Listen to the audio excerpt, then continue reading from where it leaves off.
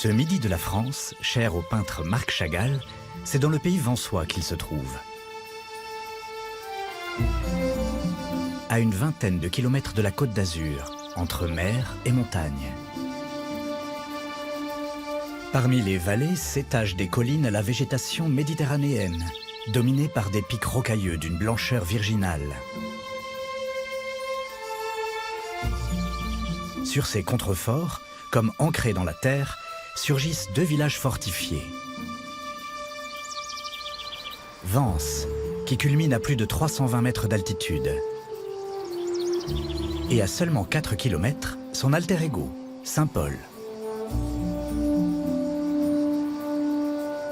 Dans ce pays-là sont venus s'établir de nombreux artistes depuis le début du XXe siècle, tous attirés par une chose en particulier, sa lumière.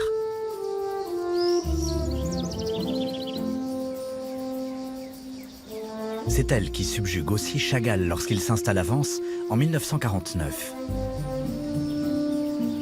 Après avoir fui sa Russie natale hantée par les guerres et les pogroms, puis l'Europe nazie, l'artiste de confession juive va trouver ici, au lendemain de la guerre, une nouvelle terre de création. Son œuvre était jusqu'ici formée de scènes oniriques, souvent voilées d'une douloureuse nostalgie. Au contact de la douceur provençale, elle en sera transformée. Je remercie le destin de m'avoir conduit sur les bords de la Méditerranée, dans le midi de la France. Je lui en suis reconnaissant.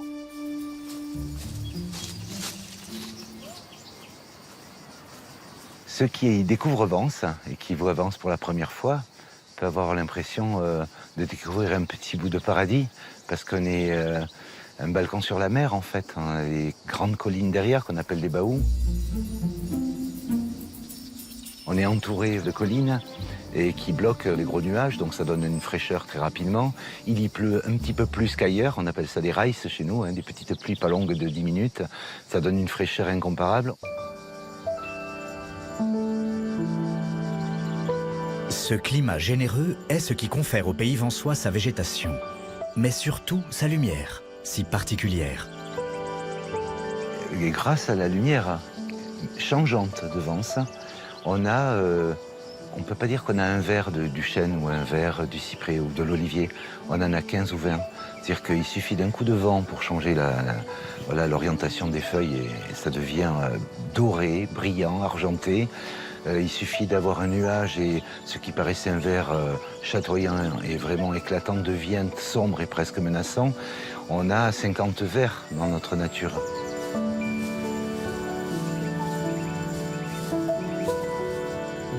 Cette lumière aurorale va métamorphoser l'œuvre de Marc Chagall.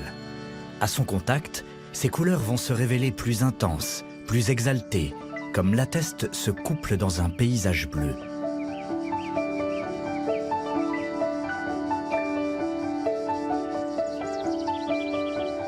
La luminosité propre à ce pays se reflète aussi sur la pierre blanche de Vence. Sur une terre de chaleur et de soleil, les habitants de cette cité empreinte d'histoire ont su, dès l'Antiquité romaine, capter l'eau des sources environnantes. Aujourd'hui encore, à travers les 25 fontaines disséminées dans la ville, l'eau est omniprésente et participe de la magie méditerranéenne des lieux. Il faut s'imaginer que les fontaines ont bien sûr un aspect visuel différent, mais elles ont un son différent, une musique différente. Et quand on se balade d'un lieu à l'autre, on ressent ces différences-là. Cette éclosion de sensations a su séduire Marc Chagall pendant les 16 années où il s'établit à Vence. On parle de la peau, l'effleurement du vent, qu'on peut ressentir à tout moment. On est dans une richesse d'émotions qui évidemment est propice à la création artistique.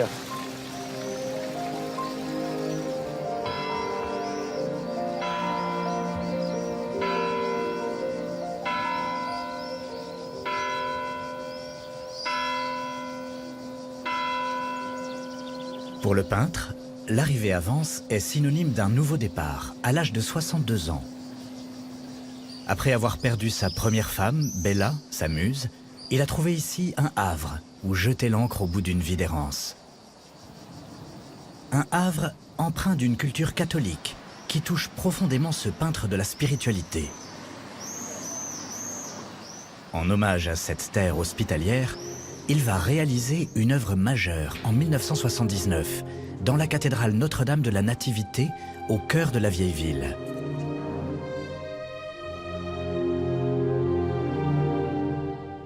Par-ci, par-là, le pays prend parfois pour moi des allures bibliques. Les pierres ici m'étonnent tout à coup, m'émerveillent, et cette atmosphère entre dans le cœur, ce qui est nécessaire pour moi, né loin d'ici.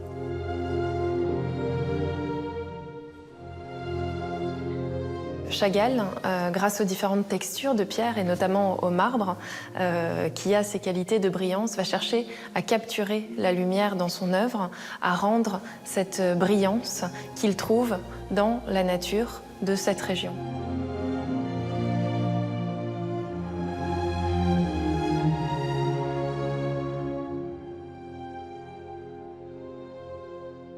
Sa mosaïque éclaire d'un jour nouveau l'histoire de Moïse sauvé des eaux.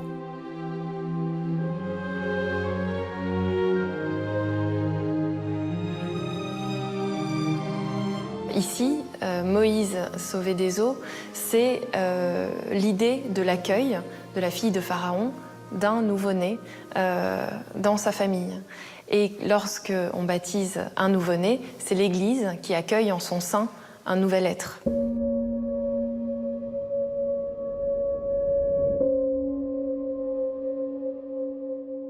Cet accueil, c'est aussi celui que le peintre a reçu dans le pays vensois et qui lui a permis de libérer à nouveau sa créativité. Irradié de spiritualité, il peint 17 tableaux du message biblique qu'il offrira au musée de Nice.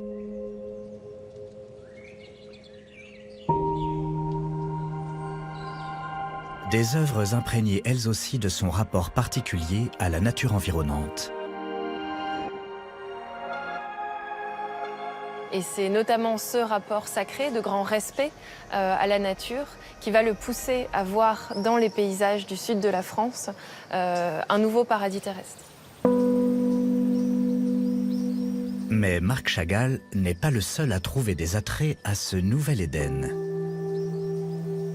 Pour échapper aux touristes et aux constructions qui se pressent en toujours plus grand nombre, le peintre, en quête de sérénité, décide de quitter Vence en 1966 pour aller s'établir à quelques kilomètres de là, à Saint-Paul.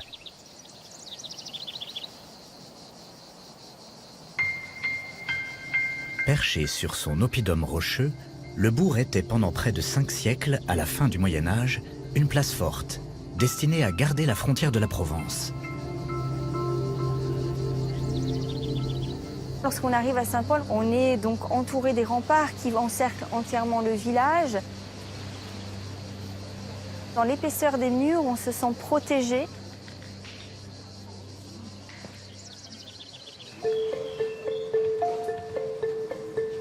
Cette sensation est renforcée par le dédale des ruelles à l'intérieur du village. C'est ici que Marc Chagall et son nouvel amour, Vava, vont s'installer. Il y restera cette fois plus de 20 ans, jusqu'à sa mort en 1985. Sur la place du Jeu de Boules, à l'entrée du village, et plus encore dans l'auberge qui la jouxte, la Colombe d'Or, Chagall va pouvoir tisser de précieux liens d'amitié. Avec les artistes les plus en vue du moment, de Fernand Léger à Calder et à Miro, il partage la douceur de vivre du Midi, sous la houlette de Paul Roux, le propriétaire des lieux. Paul Roux, c'est un amateur d'art. Et ce qui va lui permettre de côtoyer ces artistes, c'est de transformer ce lieu en auberge. Il va même marquer au-dessus de l'enseigne. Ici, on loge à pied, à cheval ou en peinture. Donc, on va attirer les artistes comme ceci et Paul Roux va acheter leurs œuvres, ce qui va leur permettre de revenir encore plus fréquemment dans le village. Cette atmosphère de créativité qui flotte alors autour de Vence est due aussi à la présence d'un lieu unique, dédié aux créateurs, mais aussi au public, à 2 pas de Saint-Paul, la Fondation MAC. Son fondateur, Aimé Mac, est le vendeur et l'ami de Chagall. Pour rendre hommage à cette terre méditerranéenne, avec sa femme, Marguerite, il a fait surgir une architecture parfaitement intégrée à la nature, éveillant un sentiment de sérénité propre à stimuler la créativité.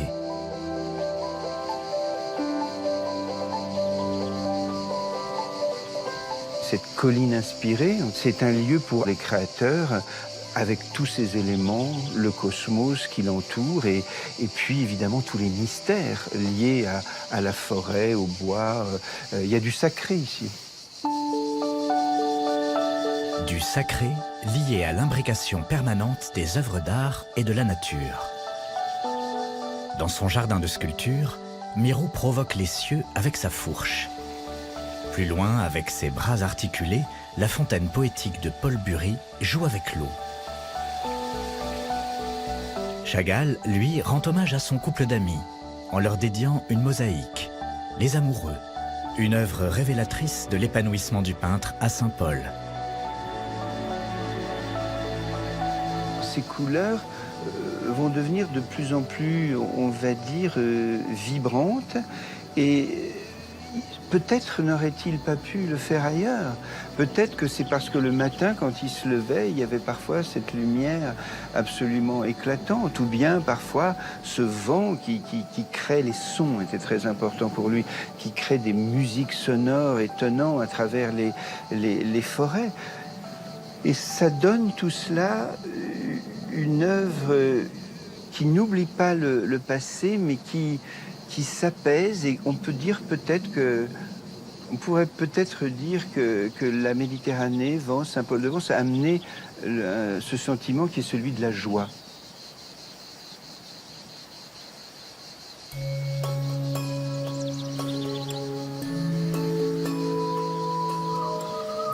Ce sentiment de paix retrouvé est tel que l'artiste fera de Saint-Paul sa demeure éternelle. Après des années d'errance, c'est bien ici, dans le pays vensois, que Marc Chagall aura enfin trouvé sa terre promise.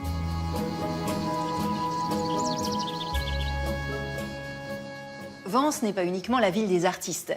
Elle est aussi connue pour une autre catégorie de la population, les ufologues, ceux qui observent les ovnis.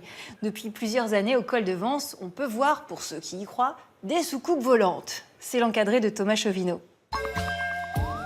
David Vincent les a vus en Californie. En France, c'est plutôt là qu'on peut les apercevoir. Le col de Vence, c'est le paradis des ovnis. Et on comprend pourquoi. Les ovnis ont bon goût. Le col de Vence, c'est joli. Dans l'arrière-pays niçois, c'est peut-être la terre promise de E.T. Mais c'est surtout celle des marcheurs et des amoureux de la nature. À 1000 mètres d'altitude, la journée, on peut voir presque toute la Côte d'Azur. La nuit, c'est autre chose. Dans le jargon des ufologues, le col de Vence, c'est une zone d'anomalie permanente. On peut observer dans le ciel des phénomènes qu'on n'explique pas. On n'explique pas, alors on montre. On filme, on capture l'image à défaut d'attraper Roswell pour de vrai. Le col de Vence, c'est l'assurance d'une photo d'ovni réussie.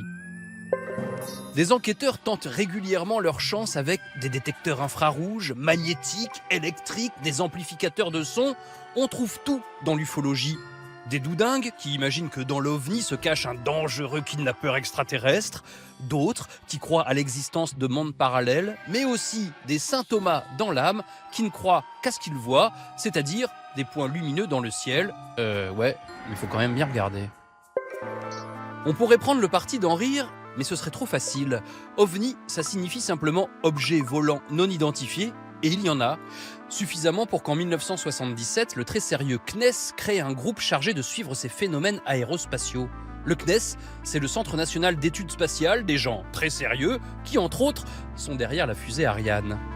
2550 cas d'ovnis répertoriés. Pour la plupart, les scientifiques ont trouvé des explications. Ces points lumineux étaient des satellites ou des météorites. Mais dans 10% des cas à peu près, aucune explication n'a pu être apportée. On peut donc dire qu'il y a bien eu des objets volants, pour l'instant non identifiés, dans le col de Vence.